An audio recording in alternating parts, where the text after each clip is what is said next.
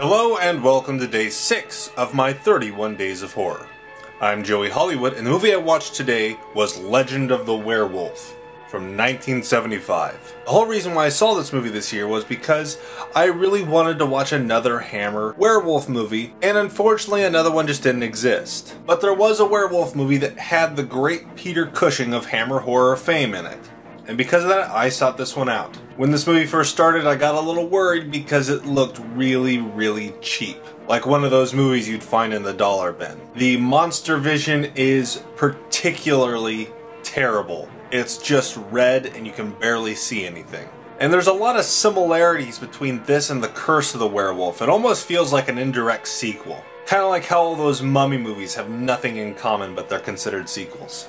Again, the way you become a werewolf in this movie is very elaborate, just like Curse of the Werewolf. Honestly, this movie does feel like a Hammer film even though it's not. Like a later Hammer film when they started to go down in quality. And for the start of the movie, it really sets up our werewolf character as a character that we should empathize with.